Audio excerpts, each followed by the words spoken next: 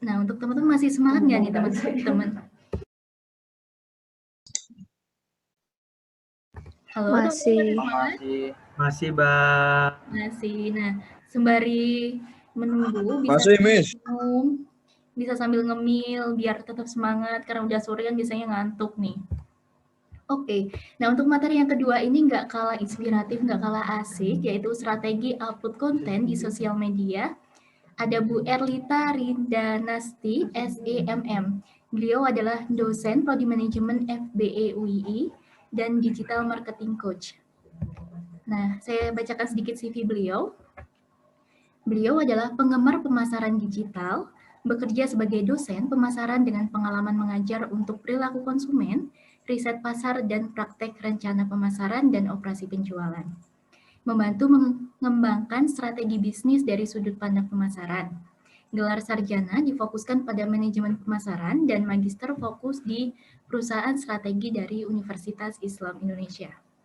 Nah, pengalaman beliau telah mengajar menjadi dosen di Universitas Islam Indonesia sejak Desember 2015. Jadi udah 5 tahun ya kalau sampai saat ini. Dan bidang beliau adalah operasi penjualan, perilaku konsumen, dan riset pasar serta rencana pemasaran.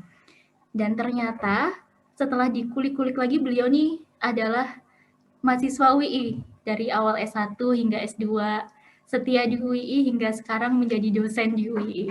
Nah, karena ini Bu Erlita sudah muncul, langsung saja kepada Bu Erlita Rindanasti, waktu dan tempat saya persilahkan. Apakah sudah terdengar jelas, Ibu? Oke, sudah terdengar jelas Mbak Lidinia. Terima kasih. Terima kasih, Ibu. Kedengeran ya suara saya? Alhamdulillah kedengaran jelas, Ibu.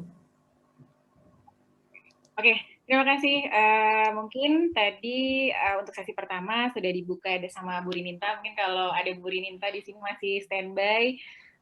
Halo Bu Rininta, apa kabarnya? Saya tadi belum sempat nyapa juga soalnya. Dan pastinya saya akan sapa juga teman-teman semuanya di sini. Masih semangat ya, yang mungkin ada di ujung Sabang sampai Merauke.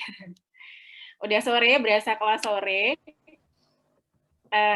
Tapi Bu Rininta lebih praktis yang langsung gitu kan menyampaikan bagaimana proses konten, menjelaskan tentang konten yang secara praktis. Nah, di sini tadi sudah disampaikan juga, aduh saya agak nggak enak juga waktu dipanggil tadi Mbak Lidinia ini tadi bilang saya nih adalah mahasiswa. Saya pikir saya masih dianggap mahasiswa di sini. Enggak ya. Jadi masih muda Ibu seperti mahasiswa emang. Kan tahun saya gitu ya. Jadi ya ini ya, semoga suara saya nggak keputus-putus ya, soalnya koneksinya agak sedikit nggak stabil.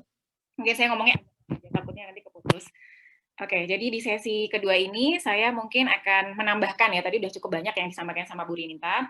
Saya sedikit tambahkan aja beberapa konsep yang mungkin bisa teman-teman pelajari, baik yang sudah menjalankan bisnis saat ini atau juga yang baru ingin menjalankan bisnis. Karena kan kembali lagi ya ke kemampuan teman-teman dan juga pengetahuan teman-teman dalam mengasah satu bisnis dan juga tentang digital marketing. Terutama di sini kan soundnya membahas. Oke. Waktunya karena nggak banyak.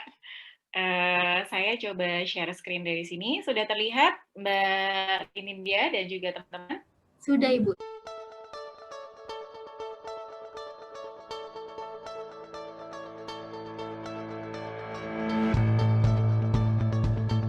Universitas Islam Indonesia merupakan perguruan tinggi nasional pertama di Indonesia yang berdiri sejak tahun 1945 dan berlokasi di Provinsi Daerah Istimewa Yogyakarta. IBISMA adalah inkubasi bisnis dan inovasi bersama yang berdiri sejak tahun 2014. Saat ini, IBISMA berada di bawah koordinasi Direktorat Pembinaan dan Pengembangan Kewirausahaan atau Simpul Tumbuh, Wakil Rektor Bidang Networking dan Entrepreneurship. IBISMA diberi amanah untuk mengelola dan memfasilitasi program pengembangan kewirausahaan dan inkubasi bisnis di lingkungan UI. Dalam rangka melahirkan wirausaha muda yang memiliki keunggulan inovasi, kemandirian usaha, serta mampu berkontribusi dalam pertumbuhan ekonomi bangsa melalui berbagai program pra-inkubasi, inkubasi, dan pasca-inkubasi.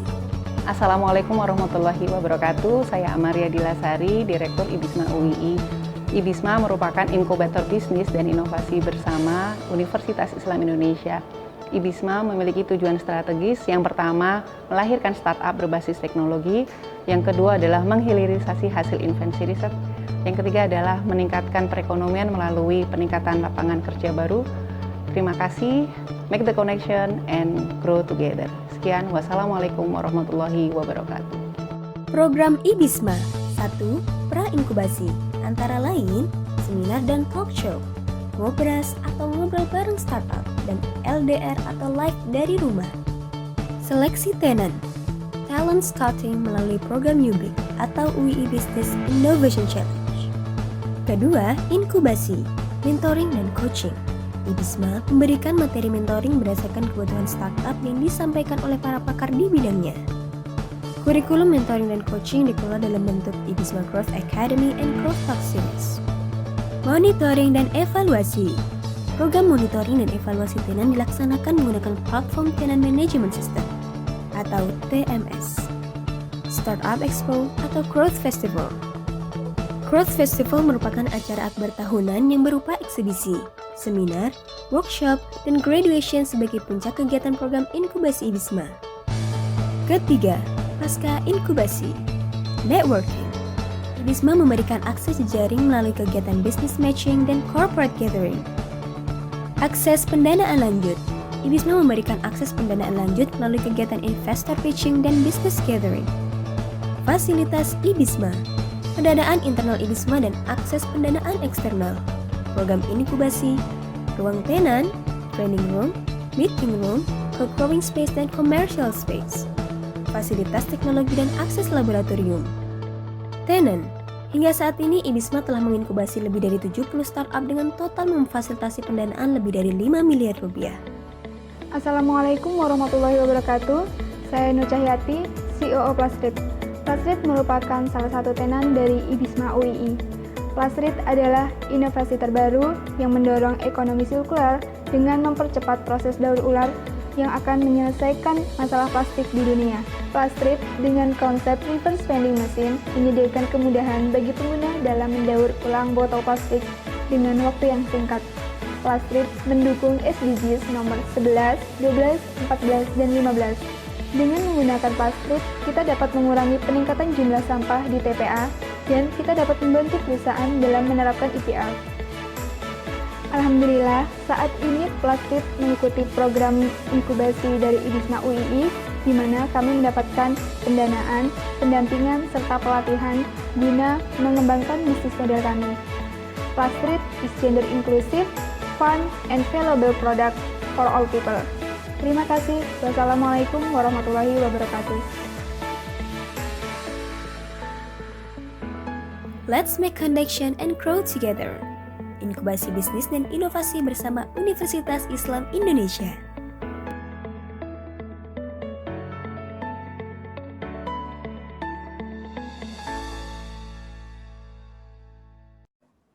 Nah, kemarin saya diminta sama tim GEDC gitu ya, khusus soundnya adalah strategi untuk upload konten di sosial media. Oke, teman-teman, saya kasih mungkin di sini cerita dulu ya. Kalau mungkin di sini ada beberapa teman-teman yang dari luar dari FBE, perkenalkan nama saya adalah Rita Ridanasti. Memang saya sudah di kampus ini udah sekitar 5 tahunan, dan saya memang berkecimpung di bidang pemasaran, dan saya punya keinginan untuk sedang mempelajari juga ya, namanya belajar masih selalu belajar mengenai tentang digital marketing. Nah, terutama di sini saya dikasih kesempatan untuk menyampaikan tentang konten.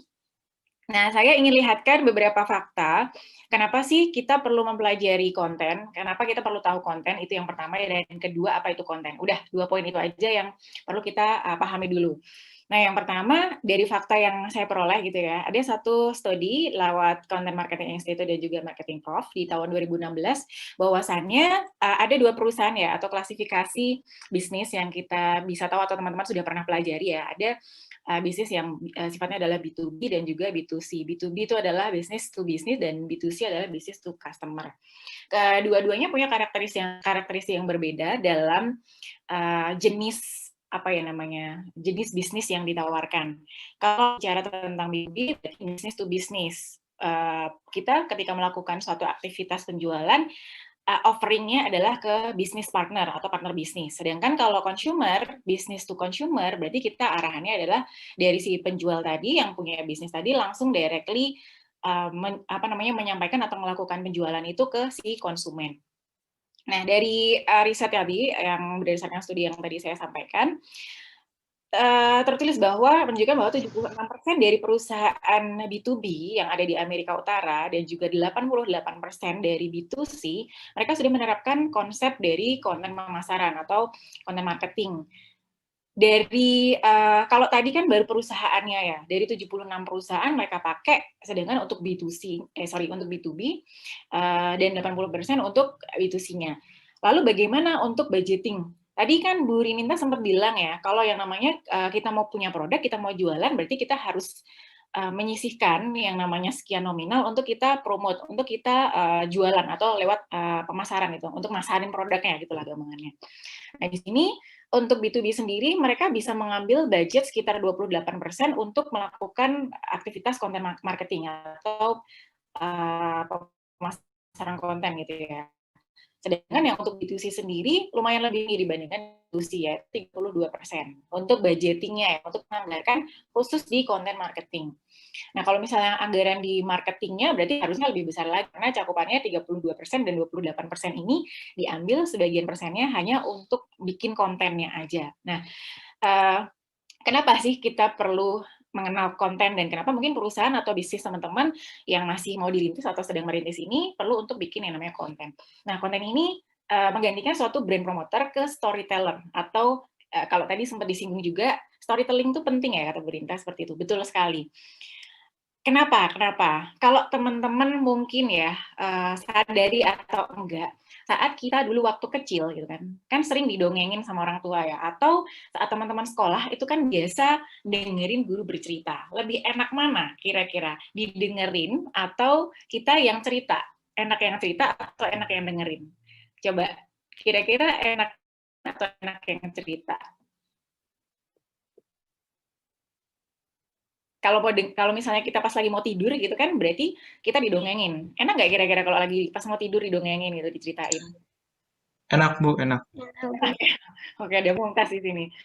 Jadi senang kita kalau dengerin orang ngomong gitu, dibandingkan kita yang harus menceritakan sesuatu. Kalau kita menceritakan sesuatu berarti kita butuh involve untuk belajar lebih banyak lagi. Nah, konten marketing ini atau pemasaran konten ini tujuannya adalah tadi switching atau menggeser, sebenarnya nggak switching seutuhnya. Jadi kita punya merek, kita punya satu produk, kita melakukan satu aktivitas promosi yang dilakukan oleh promoter. Promoter ini kan bisa bentuknya juga tim. Nah, gimana caranya kalau tim ini kan harus bergerak mungkin secara face to face ketemu sama orang, itu digantikan dengan yang namanya storyteller. Satu tim atau satu orang yang mereka punya tugas untuk telling the story about apa? About the product atau about the brand. Jadi tentang produknya atau tentang brand yang kita punya. Jadi itu fungsinya adalah seperti itu. Sehingga konten ini menjadi satu iklan baru. Kalau dulu iklan cuma ditempel di rumah gitu, ada gambar rumahnya, ada harganya berapa, lokasinya di mana. Sekarang nggak bisa, orang cuma lihat ada orang jualan tadi rumah yang saya bilang, jualan rumah tinggal nempel harga, tinggal nempel gambar, nggak cuma gitu doang. Terus intinya apa? Kita butuh cerita dari kenapa kita harus beli rumah itu. Kalau teman-teman pernah mungkin nonton iklan salah satu yang sempat booming itu ya, apa tuh Mikarta. Nah, itu salah satu konsep iklan yang digunakan itu juga storyteller atau storytelling. Jadi menggunakan bercerita, kenapa dia harus itu. Itu tuh contoh ya.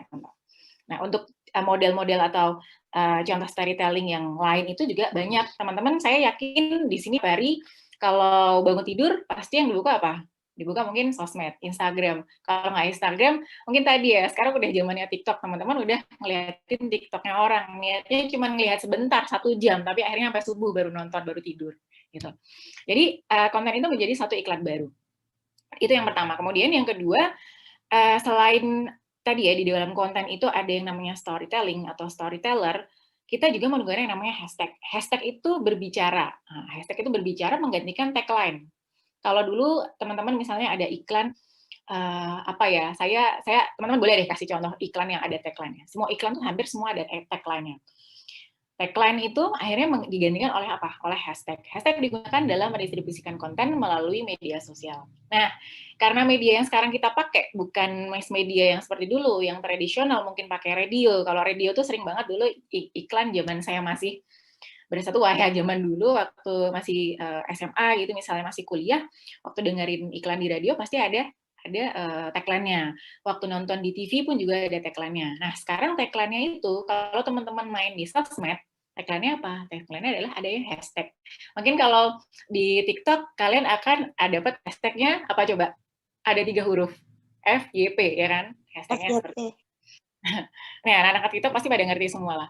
Seperti itu ya. Jadi hashtag ini akan mengarahkan kita, membantu kita untuk saat kita misalnya mencari produk, ini agak skip juga ya, agak loncat, saat misalnya teman-teman ingin mencari satu produk, hashtag itu ngebantu teman-teman untuk ngelingin, jika memang statusnya teman-teman adalah sebagai konsumen. Nah, sekarang gimana kalau misalnya statusnya teman-teman adalah sebagai orang penjual atau yang punya bisnis? Jadi kalau kalian yang punya bisnis, gunakanlah si hashtag ini sebagai tagline dari produk atau dari brand yang sedang kalian tawarkan. Contoh ya, mumpung karena di sini lagi ngebahas hashtag, jadi saya masukin sekalian. Contoh, saat misalnya teman-teman ingin cari satu produk, nih cewek-cewek ini kan mbak-mbak cantik semua di sini kan hijaber ya. Pasti kalau misalnya mau beli jilbab, bahasanya kan macam-macam ya. Kita mau beli jilbab itu ada yang bilang hijab, ada yang bilang jilbab, ada yang bilang kerudung, atau mungkin karena kita pengen cari jilbabnya yang model pasmina, kita nulisnya pasmina, atau ada yang model full, ada yang segitiga, atau nyarinya bukan pakai nama jilbab, tapi nyarinya pakai bahan jilbabnya. Nah, hashtag-hashtag seperti itu bisa membantu produk teman-teman, atau ketika nanti teman-teman misalnya tertarik untuk jual produk hijab segala macam, itu bisa ditempelkan di dalam hashtag-nya. So, kenapa? Saat nanti ada orang nyari, akan nge-link ke hashtag-nya kalian. Tagline-nya nggak cuma satu, tapi hashtag-nya jadi banyak. Jadi satu orang, atau mungkin, misalnya jadi 10 orang, dengan tadi pencarian dia katanya berbeda, bisa merujuk ke produknya teman-teman. Sebegitu bagusnya ya, atau sebegitu membantunya, kita membangun suatu konten lewat tadi itu. Nah, sebenarnya apa sih sebenarnya konten marketing itu atau pemasaran konten itu? Suatu pendekatan atau suatu aktivitas di mana teman-teman di sini terlibat untuk melakukan pembuatan, melakukan pendistribusian, serta penguatan konten. Pembuatan tuh gimana sih? Ya berarti kalian punya ide untuk gimana sih caranya orang ini bisa tertarik dengan produk saya, gimana sih produk saya ini nggak cuma tadi yang saya cerita, ada gambar billboard, tapi nggak bisa berbicara. Nah, teman-teman ini ketika bikin satu konten pemasaran, itu membunyikan secara visual dan juga membunyikan secara audio. Audionya meskipun nggak berbunyi, secara verbal, lebih tepatnya secara verbal. Jadi nggak cuma visualnya yang bagus, tapi secara verbal itu bisa kayak seolah-olah ngajak si calon pembeli atau calon konsumen tadi, gitu loh. Kita mengajak mereka untuk berinteraksi. Nah, jadi proses pembuatan, melakukan distribusi. Kenapa distribusi? Waktu bikin konten ini nggak cuma diarahkan untuk ke satu media sosial. Bener nggak? Sekarang saya tanya, di handphone kalian ada berapa sosmed yang nempel di layar handphone teman-teman? Yang paling sering dipakai deh, coba. Ada berapa? 2, 3, 5? 3. Siapa? 2. 3. Kasih tahu ke saya, paling favorit kalian apa? Instagram. Oke, Instagram yang paling sering mungkin kalian gunakan di situ. Jadi distribusi yang saya ketika nanti misalnya produk yang ingin saya bidik itu pasarnya adalah teman yang sedang kuliah ini, berarti saya harus aktif di Instagram. Nggak cuma aktif untuk upload doang, tapi saya juga harus berinteraksi sama teman-teman. Itu distribusi yang pertama adalah ke Instagram. Tadi Bu Rinta juga sempat bilang, kalau misalnya kalian punya produk, jangan cuma nempel di satu sosmed. Benar. Karena masing-masing sosial media itu punya karakteristik dan punya pasarnya sendiri atau jenis konsumennya sendiri. Pastikan yang prioritas paling pertama adalah yang paling kena. Oh, tadi ternyata teman-teman di sini pada pakai Instagram. Berarti produk saya yang memang relate sama segmennya pasarnya anak muda, anak-anak kuliahan, saya akan tempelin yang prioritasnya adalah di Instagram. Selanjutnya apa setelah Instagram? Mungkin teman-teman di sini pakai apa? Pakai Facebook? Enggak. Pakai apa? Setelah Instagram apa yang kedua? Twitter. Apa, Mbak? Twitter. Oh, Twitter. Oke, ada lagi? TikTok. TikTok. YouTube, WhatsApp. Oke, YouTube. WhatsApp. Yes, WhatsApp, YouTube. Nah, kalau ngomongin sosial media, sebenarnya yang paling top itu nomor 1 adalah YouTube. Kemudian nomor 2 adalah si WhatsApp. Diikuti ada Twitter dan juga Instagram.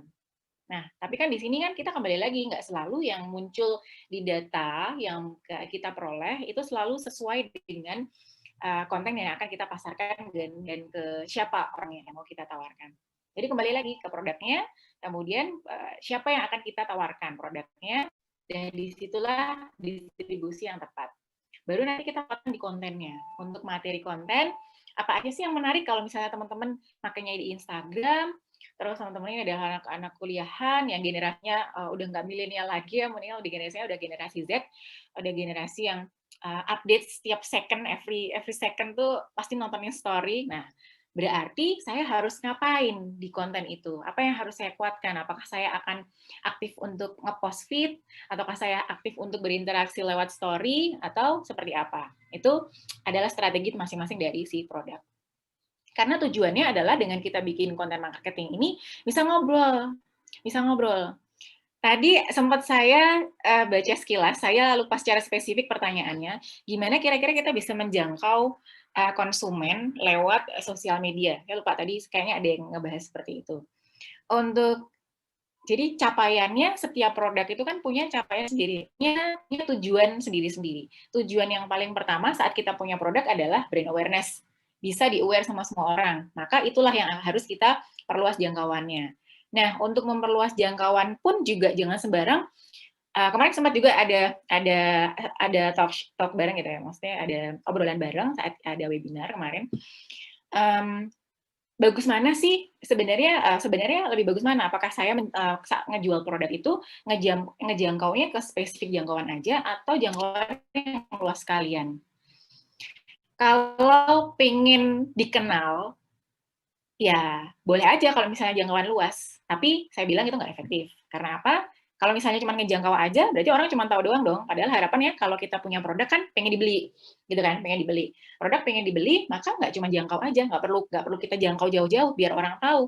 Yang kita harapkan adalah kita menjangkau mereka segmen tertentu yang punya karakteristik sesuai dengan produk kita, yang akhirnya mereka nanti mau beli. Ada call to action-nya, ada action untuk membeli gitu. Maka bikinlah suatu konten yang menarik, relevan, dan juga bermanfaat. Tambahan dari Bu Rininta tadi, simple, nggak usah kompleks. Nah, seperti itu. Jadi menarik, relevan dengan produk kita, atau relevan dengan produk kita tuh nggak selalu, kalau misalnya tadi produknya adalah produk, ya contohnya Bu Rininta, produk kesehatan, yang bisa di-relate sama produk tersebut kan banyak. Tadi contohnya kita berolahraga, atau mengedukasi yang belum mengerti tentang kesehatan tuh tentang vitamin gitu kan. Oh, produk carrot atau wortel tuh kaya vitamin apa sih? Kalau misalnya ada buah beet itu kaya vitamin apa sih? Dan manfaatnya buat kesehatan kita apa? Nah, produk hal-hal yang seperti itu dibikin sedemikian rupa, menarik, atau ada obrolan yang sebenarnya nggak kita ngomongin kesehatan atau ngomongin aja makanan enak, tapi apakah makanan enak itu selamanya sehat untuk tubuh kita? Nah, dibikin yang menarik gitu loh. Jadi general tuh yang booming apa sih? Gimana rasanya milih boba apa kopsu tadi ya, Berinita, saya pakai bahannya aja ya. Boba apa kopsu? Ya kan? Apakah mungkin yang kita tanya nggak relate sama, nggak kelihatan di awal itu nggak kelihatan kalau kita nyentuh produk kita, tapi di endingnya di belakang yang mau ditarik adalah, oh ini loh kita mau ngasih tahu bahwa kalorinya sekian kalau kita konsumsi boba. Kalau kalian minum kopi susu setiap hari misalnya sehari 2 kali itu sekian kalori, dan itu berakibat apa buat kesehatan. Nah, kasih tahu deh, yang dikasih tahu nggak usah produknya, yang dikasih tahu adalah untuk memperbaiki mungkin atau mengurangi kadar gula, bisa kita konsumsi dengan buah-buahan atau ini atau itu, baru nanti masuknya ke produknya atau mereknya tadi. Jadi akhirnya bermanfaatnya nggak cuma untuk si konsumennya, tapi juga bermanfaat untuk kita yang ngejual produk. Nah, langkah-langkah dalam menyusun konten yang strategis itu seperti apa? Ada 8 tahapan. Kalau dicerita secara konsep, tadi Bu Rininta secara praktisnya udah sampaikan, cukup singkat dan juga sederhana. Dan saya agak kasih yang alurnya panjang dikit, biar seimbang. Tadi yang satu sudah singkat, yang satu agak panjangan. Yang pertama adalah goal setting. setiap produk itu kan pasti punya tujuan. Nah, sekarang waktu kita mau bikin satu konten, tujuannya apa? Apakah hanya membangun awareness tadi, atau kita pengen nge-boost sales growth-nya? Nggak bisa ditinggalin. Kalau saya bilang nggak bisa ditinggalin dua-duanya. Brand building itu tetap harus dikasih, apalagi terutama kita produknya adalah masih produk baru. Beda kalau produknya sudah existing, orang sudah banyak kenal. Tadi misalnya kisaran 1 tahun, kalau bisa sih dipercepat gitu lah ya, keburu produk yang lain juga masuk. Jadi kalau bisa produk-produk yang banyak dicari sama konsumen itu kan karakteristiknya satu, kompetitornya tinggi, mudah ditiru, ada atau bisnis cloning gitu. Kemudian harganya juga kompetitif, dari segi produk kompetitif, harga kompetitif, mudah ditiru, nah kayak gitu. So, sebisa mungkin kalau kalian punya produk yang produknya banyak dicari orang, berikan satu diferensiasi atau value yang berbeda. Nah, value itu bisa salah satunya dibikin di sini, di konten pemasaran atau di konten marketingnya, di pemasaran konten. Itu. Jadi kalau sebatas hanya membangun brand, ya nanti dari nama brandnya, kemudian logo apa yang perlu kalian bikin. Nah, untuk nge-boost sales-nya ya kalian perkaya dengan konten yang nanti mau dibikin. Lalu yang kedua adalah audience mapping. Teman-teman harus profiling siapa customer kalian. Tadi Bu Rininta juga sudah profiling ya, melakukan profiling. Oh ternyata kalau rata-rata itu di atas 20 tahun. Mereka yang sudah mungkin bekerja atau cocok tadi ya, ada ibu-ibu yang sedang menyusui, yang mereka butuh untuk asupan gizi, lebih seperti itu. Nah, audience mapping yang pertama tadi profiling. Yang kedua, bikin mereka itu resah, bikin mereka itu curious. Di sini kalau di sini resah, curious, dan juga punya keinginan untuk kepoin produk kalian. Jadi pertama, kalau kita ngomongin tentang objektif digital, objektif apakah tadi brand aware. Yang dua, kita coba melakukan apa ya? Interaksi, bagaimana kita mau berinteraksi kalau mereka nggak penasaran sama produk kita. Gimana kalau misalnya kita tuh nggak pernah upload foto, kita nggak pernah ngajak ngobrol mereka di story, nggak pernah kasih apa ya namanya caption saat kita ngepost feed, maka bikinlah mereka biar penasaran. Ini sebenarnya produknya ini jualan apa aja sih? Apakah cuma produk kesehatan aja atau mereka ternyata juga bisa mengedukasi kita? Yang ketiga, baru nanti kita bikin yang namanya content ideation dan juga planning. Tentukan tema, format, dan juga storyline. Oh, ini ada yang ketutup nih. Jadi teman-teman waktu sudah tahu goal settingnya, oh saya pengen dalam waktu, kalian boleh bikin apa ya target untuk capaian. Misalnya dalam 1-2 bulan ini saya pengen nge-boost untuk awareness. Di bulan selanjutnya, ya walaupun nge-boost awareness itu tetap nyari gitu loh, bisa dapat sales meskipun tidak sesuai dengan target awal. Baru nanti selanjutnya saya pengen ngejar nih salesnya. Gimana cara ngejar salesnya? Bikin ide-nya. Konten yang mau saya bikin, konten yang mau saya isi misalnya di Instagram tuh pakai temanya apa, itu silahkan ditentukan, formatnya apa, format tuh banyak ya, format dari settingan gambar di depannya, kemudian format tulisannya, format captionnya, apakah kalian mau bikin model caption yang kayak question answer, gimana menurut kalian? Kalau kamu tim yang mana? Itu kan pasti akan ada pertanyaan dan teman-teman akan ngisi di dalam komen. Nah, kayak gitu ya. Atau teman-teman tipikal produknya yang ingin dibikin adalah produk yang bikin kasih captionnya adalah caption yang quote. Itu juga ada yang modelnya seperti itu. Jadi ideation lagi, kembali ke tema dari konsep yang mau diusung dari produk atau merek yang kalian punya. Oke. Bu Erlita. Yang keempat adalah content creation. Oke, gimana Mbak? Waktu saya masih berapa menit? Lagi ya, Bu. Jadi bisa nanti 15 menitnya tanya jawab. Oke, siap. Thank you Mbak Lini. Karena masih atau ya sih takutnya kamu nggak kuat kopi dan kak gini.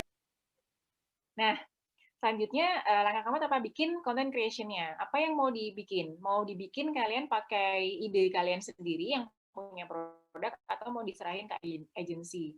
Itu kembali ke kemampuan finansial ya masing-masing. Apakah sudah mampu atau belum? Kalau saya sih prefer kita bikin produk sendiri.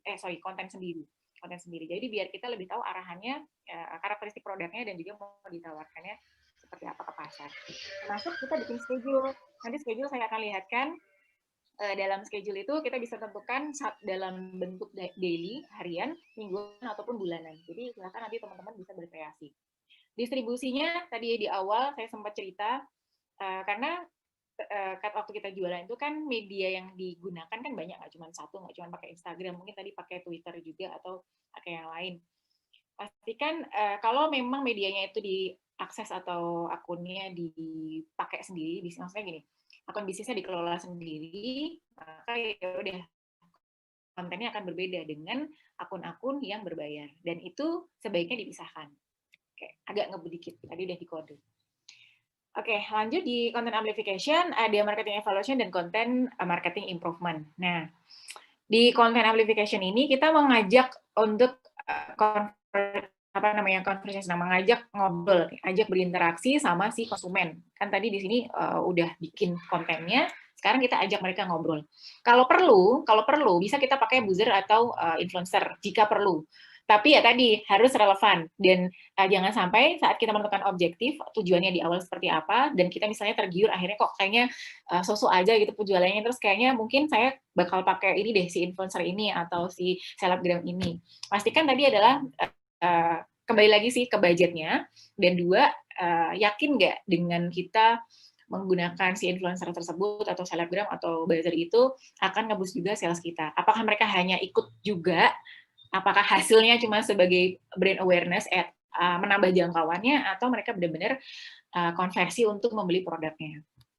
Nah, baru nanti kita lihat, kita coba evaluasi metriknya seperti apa dari mereka yang berkunjung ke akun kita, berapa banyak yang mereka beli dari kita, berapa yang akhirnya melakukan pembelian ulang juga ke produk kita.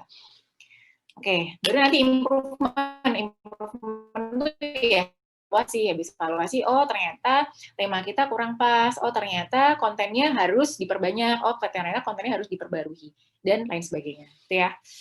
Nah, tipsnya dari saya, buatlah yang namanya content planner. Itu paling penting untuk konsistensi. Ujungnya nanti di sini saya akan bercerita bahwa yang namanya konten itu harus konsisten.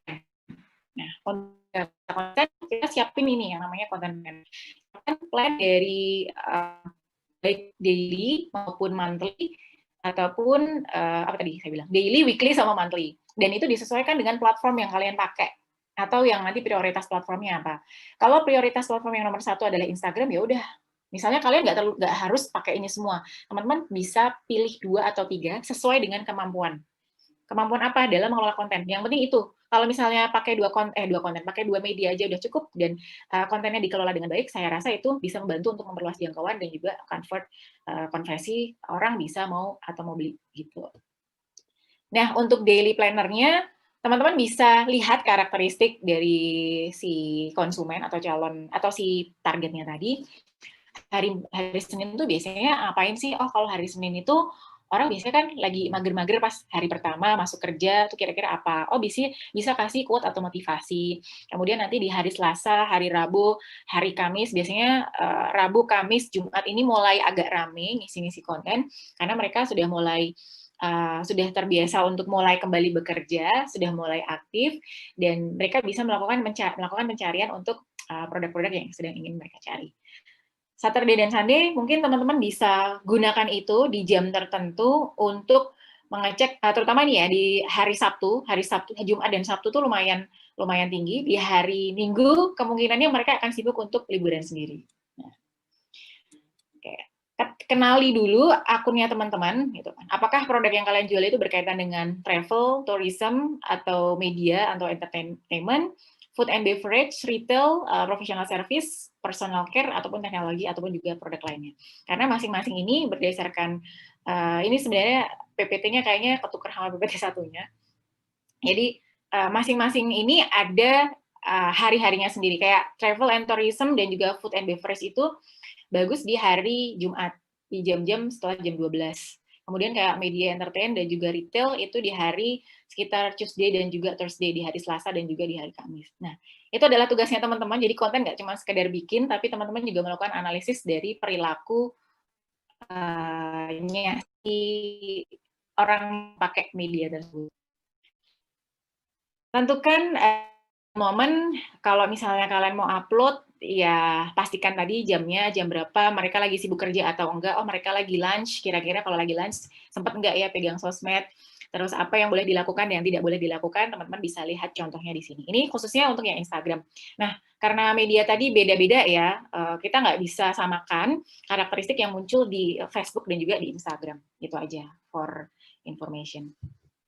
Image, buatlah satu produk foto produk yang foto produknya jelas. Ketika nanti masuk ke Instagram itu juga disetting dulu, jadi biar nggak pecah. Saya mau komen sebenarnya ada gitu kan satu akun yang secara minimal dibikin saat masuk di sini jadinya gambarnya pecah, nggak cuma dari gambarnya tapi semuanya jadi gambarnya pecah. Terus profiling image, cover image yang mau dipilih yang mana. Kalau bentuknya apa nih, nggak cuma satu, misalnya kita mau ngepost langsung 3, yang depan ini adalah covernya, kemudian yang selanjutnya, page selanjutnya adalah isinya konten, dan juga jangan lupa di closingnya bisa dengan profiling produk atau akun teman-teman juga. Nah, kalau video thumbnail ini biasanya kalau kita ngepost di YouTube. Feed dan stories-nya jangan lupa untuk konsisten, dan tadi kembali lagi temanya apa yang mau dibikin. Kalau di sini teman-teman tahu lah ini pastinya di mana gitu. Feed-nya jangan lupa untuk aktif, setidaknya 1 hari itu bisa kasih informasi atau obrolan ke si audiens di pagi hari, di siang hari, atau di malam hari, at least 3. Dan kasih feed sesuai dengan tadi ya, daily activity-nya apa. Konsisten dari apa? Segi waktu atau jadwal, konten yang mau kita sampaikan, karakteristik sesuaikan dengan karakteristik media, dan juga karakteristik si audiens. Oke, itu aja mungkin Mbak siapa tadi? Mbak Lydia atau Linindia? Lidi, Bu. Sapu Lidi. Ya. Iya. Alhamdulillah. Mbak Lidi. Oke, terima kasih Mbak Lidi. Takut kalau dikejar-kejar nanti keburu azan gitu. Waktunya nanti mungkin kalau ada question answer bisa bareng ini. Pas banget ya. Iya, alhamdulillah. Oke, terima kasih. Saya kembalikan ke Mbak Lidi. Baik, terima kasih Bu Erlita. Untuk teman-teman yang ingin bertanya, bisa langsung ditanyakan di kolom chat saja. Nah, ini langsung nih. Dari Andia Putri, Prodi Manajemen. Menurut Ibu Erlita, apakah pemilihan dan penggunaan kata untuk mempromosikan penjualan itu sangat berpengaruh? Seberapa berpengaruhkah kira-kira perubahan kata tersebut? Contohnya kata murah diganti dengan terjangkau dan beli diganti dengan miliki. Seperti itu, Ibu. Ya. Sangat berpengaruh sekali, karena pengaruhnya ke psikologis kita. Kayak misalnya kita ngomong jangan beli, pasti yang mau dilakukan apa? Bakal beli. Karena jangan itu di bawah alam sadar kita nggak kehitung, nggak kebaca. Yang ada adalah kita beli. Jangan lihat, jangan mampir gitu. Misalnya ada iklan di pinggir jalan, jangan mampir. Yang ada kita, apaan sih itu tadi jangan mampir? Yang tadinya kita udah jalan lurus ke depan jadi penasaran putar balik. Cuma pengen tahu aja, tadi jangan mampir, tadi jualan apa? Kayak iklan apa tuh? Kebetulan kan saya di Jalan Kaliurang ya. Iklan apa tuh yang ada Siwon pernah makan di sini, ya kan? Ada Siwon pernah makan di sini, bubur ayam apa ya? Ternyata ada tulisannya belum, tapi kecil banget. Nah itu salah satu juga strategi dalam memilih. Terus tadi yang tanya Mbak siapa ya? Mbak Lidi tadi yang tanya siapa? Mbak Adia Putri. Oke, Mbak Adia. Nah, seberapa penting sekali, apalagi tadi berpengaruh ke psikologi seseorang ya, dalam pemilihan kata.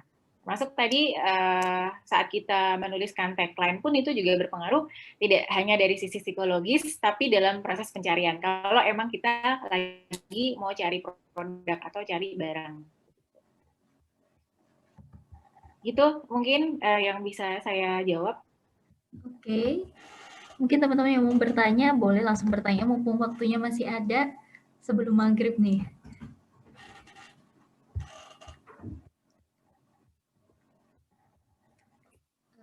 Sepertinya sudah, Bu, karena tidak ada muncul bau-bau ada yang ingin menanyakan lagi.